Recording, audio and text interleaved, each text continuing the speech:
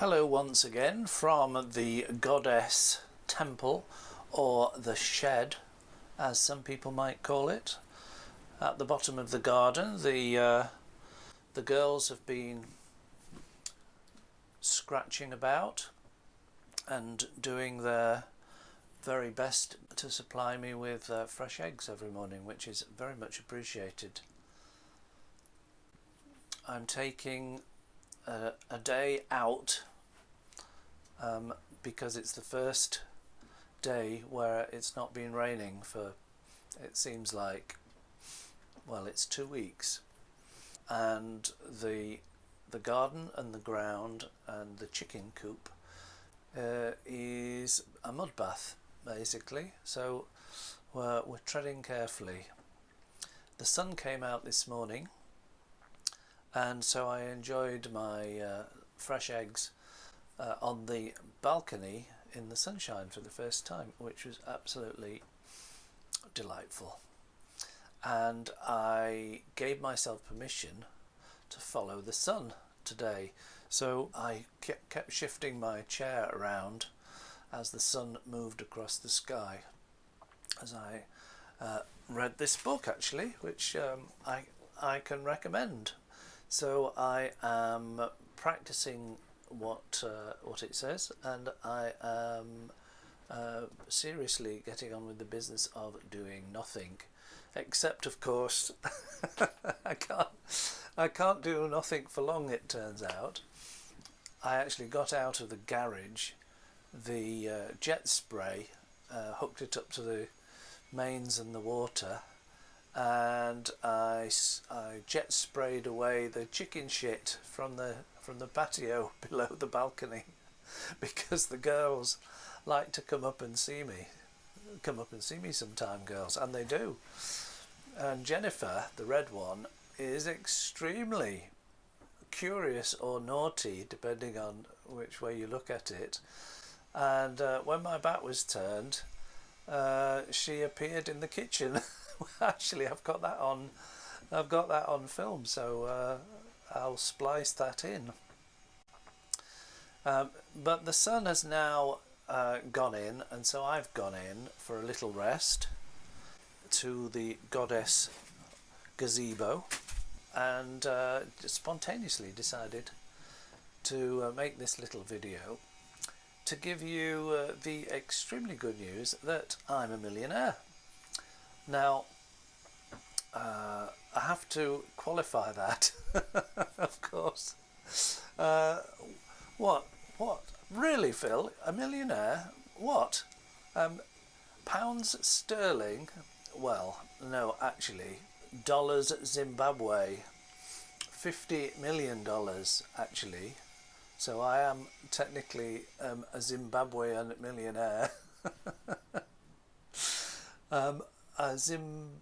It turns out that I think a Zimbabwe dollar is currently worth about a fifth of a penny, and so my investment of 50 million Zimbabwe dollars, which cost me about 50 quid 10 years ago, is now worth, I noticed, I just looked it up for the purpose of this spontaneous video, is now doubled. It's worth about 100 quid now.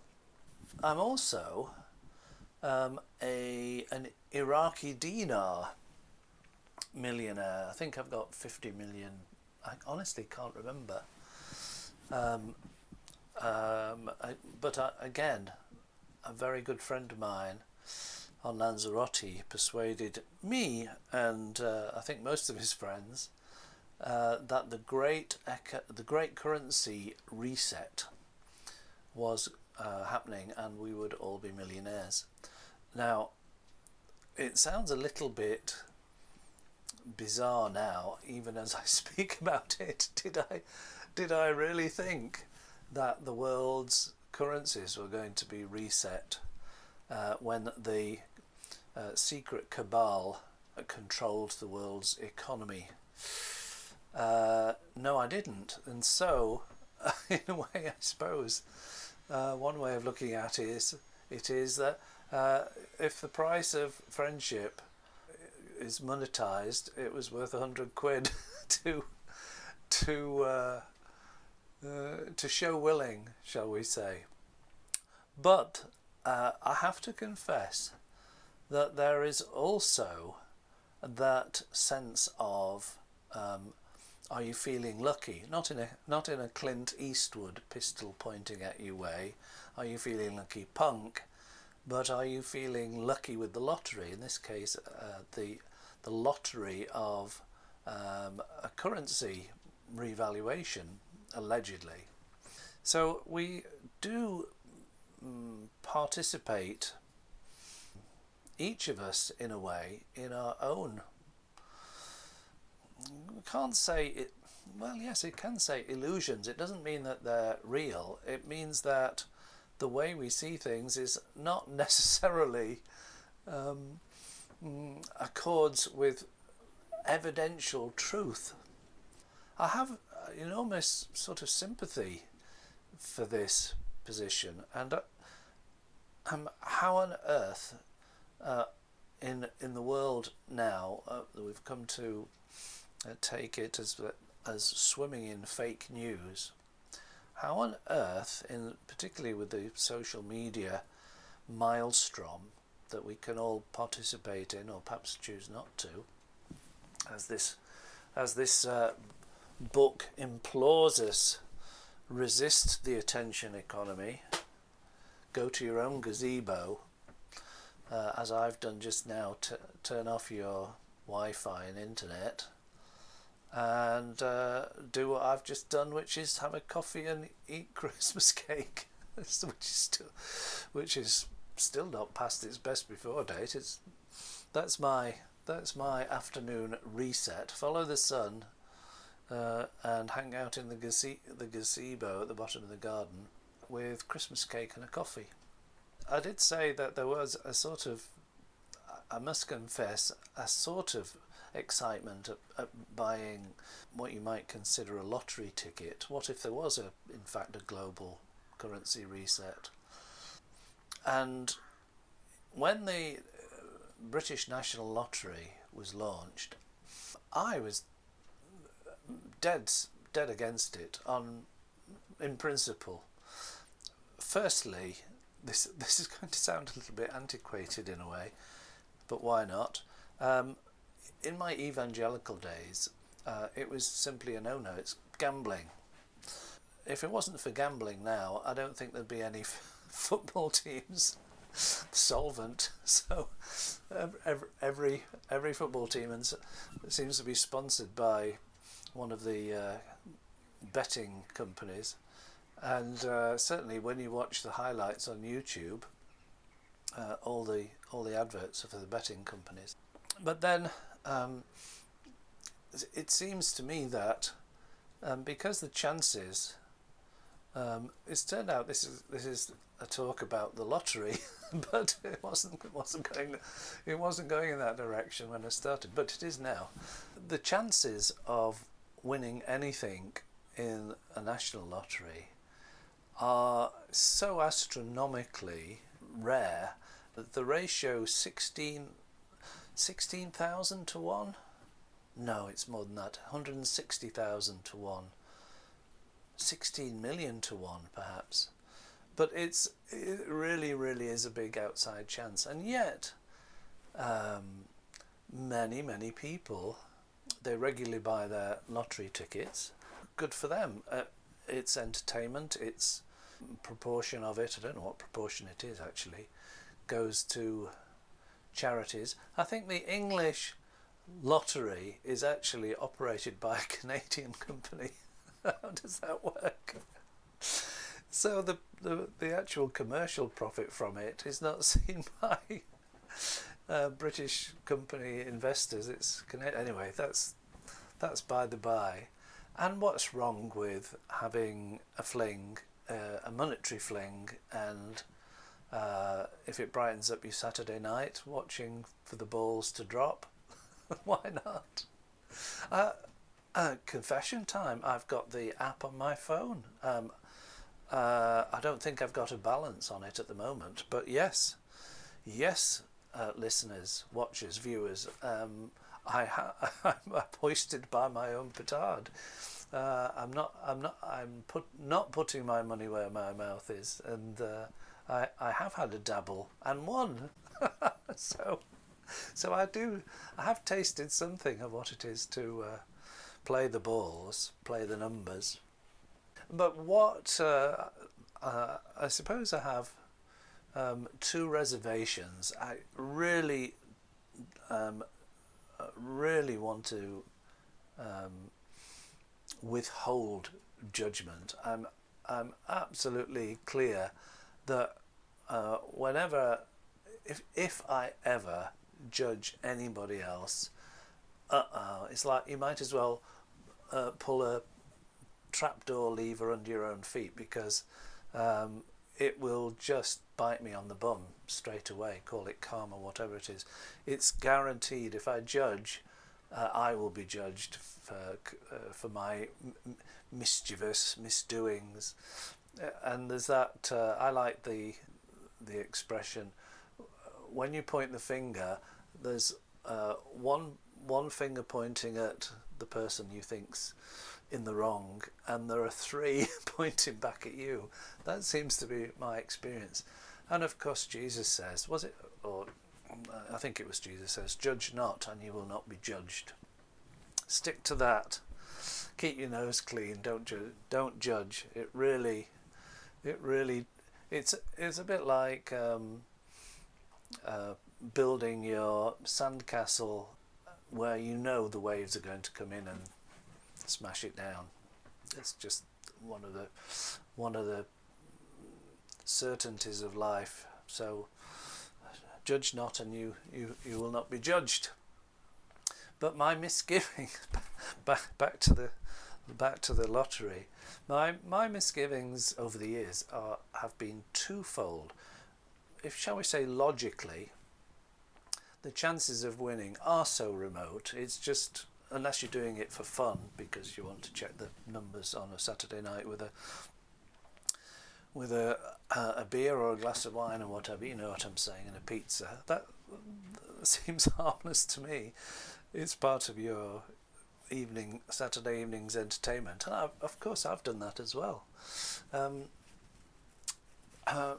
But instead, I've regarded my lottery tickets in life, in terms of getting at least a financial return, has been the different businesses that I've started, most of which have cost me money, some of which have broken even, and as we stand, one of them has the promise on paper of a return.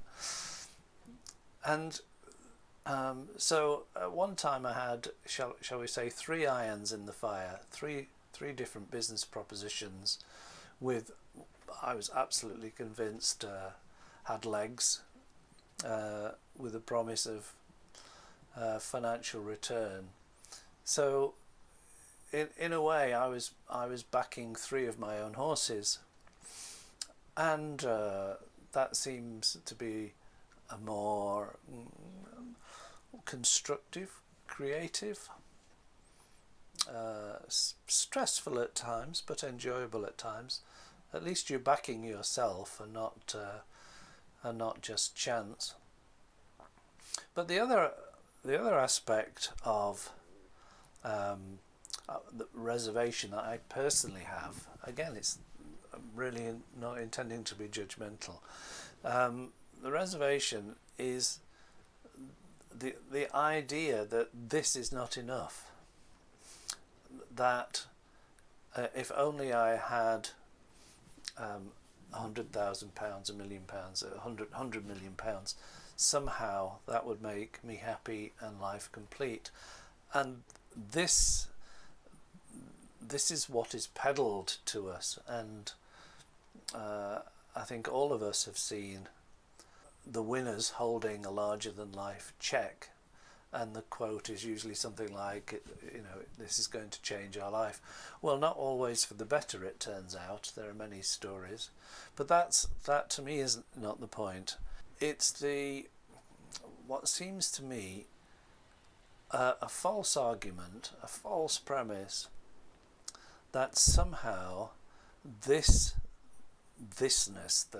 of the life that we now have, the tagline of this channel is exploring life in all its fullness. Well, I don't think I've touched on money or the love of money as the root of all evil, as it says in Scripture before, and that's not the point of this.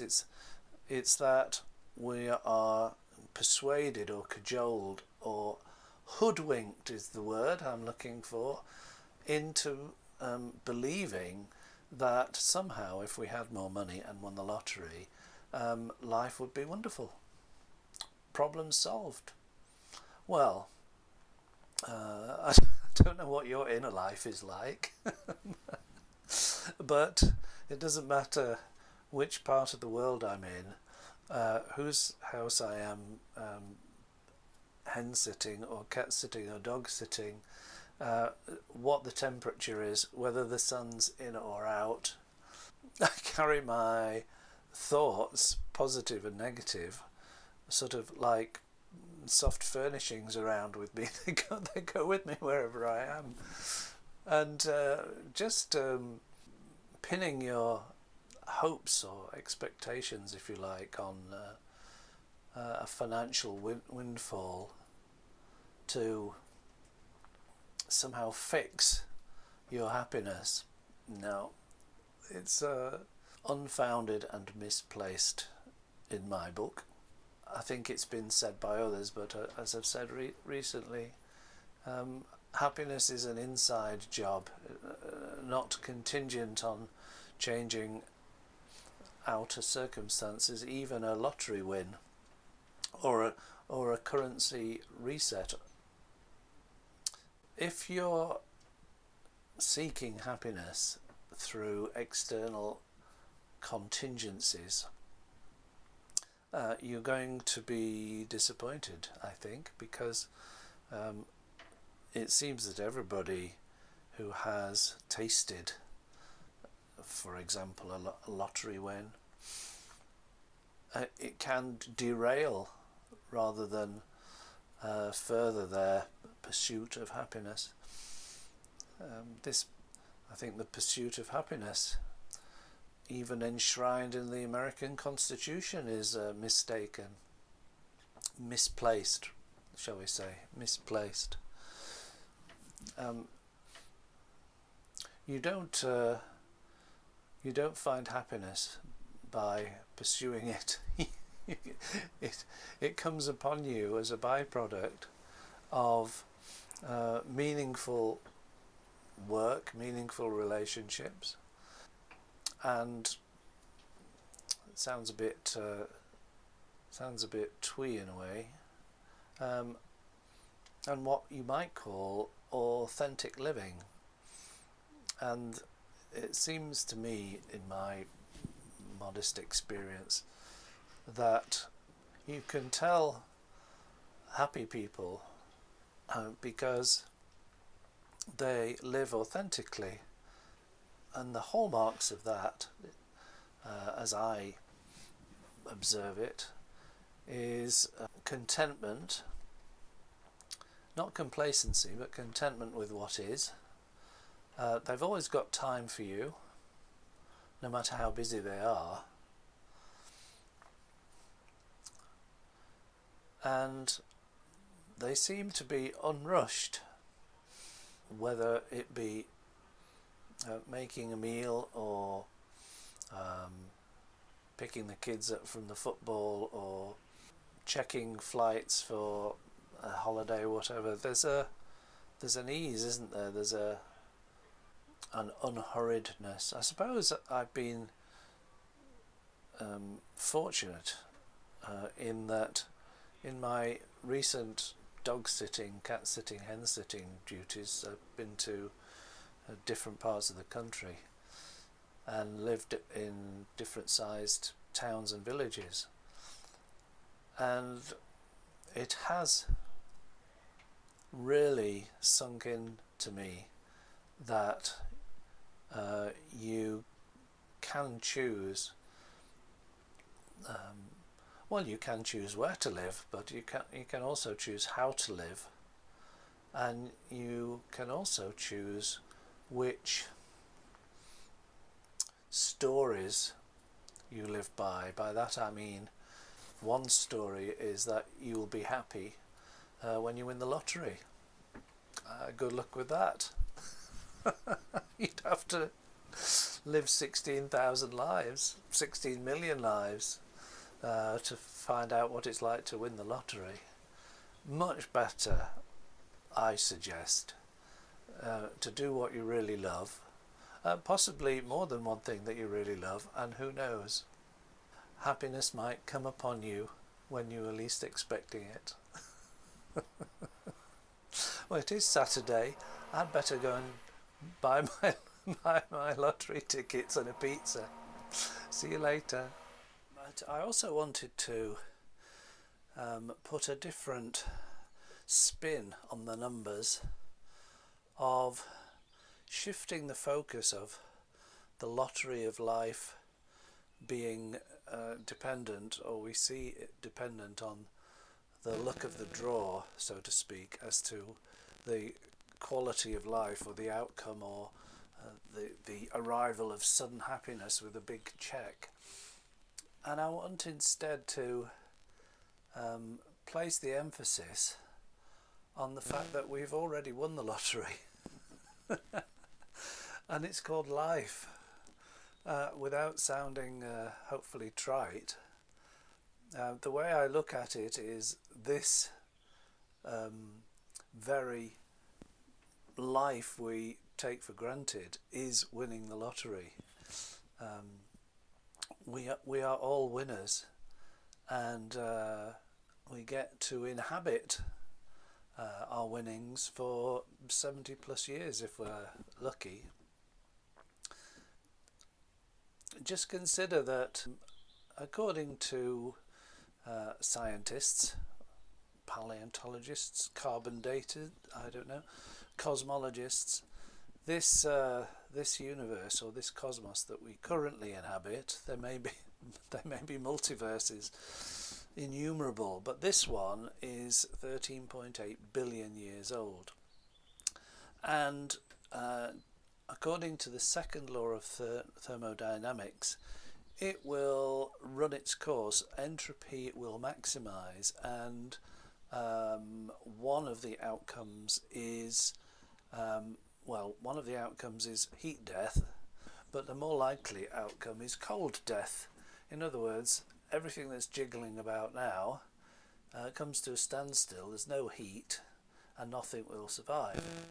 But we are don't panic just yet, because I think we're talking trillions of years from now, not even billions, but trillions of years from now. So if you drew a pencil line on a very long piece of paper, which started on the left hand side, say, with the Big Bang, which wasn't a bang, by the way, and it was very small. It was a singularity, so it wasn't big and it wasn't a bang, but it did expand very rapidly, they think. The early expansion of the universe was much more rapid than the speed of light, but it took the best part of 13.8 billion years of evolution, development, to actually get to the point of supporting life and what we know as intelligent life, as the human species. And from who knows, it's only a hair's breadth in the timeline of our current universe, the universe that we inhabit, that mankind has been around. So if we should survive perhaps the current situation and then climate meltdown or ecological disaster, our civilization might last, who knows, another 1,000 years, maybe 10,000 years, we don't know. It stretches out, but it's still only a nanosecond in the timeline of our universe. So to be here now, consciously self-reflecting on this and whether we've remembered to buy our lottery tickets for next Saturday is itself a complete miracle, and you have won the lottery. And as a footnote, let me add this quote from the philosopher Epicurus about 4th century BC. I'm taking it from this book which I'm studying assiduously and expect to pass my exam. Epicurus, he say, "Everywhere you can find men who live for empty desires and have no interest in the good life. Stupid fools are those who are never satisfied with what they possess, but only lament what they cannot have." Thank you for watching. If you found this video at all interesting, make sure you subscribe and like to make sure you don't miss the next one, or simply scan the QR code.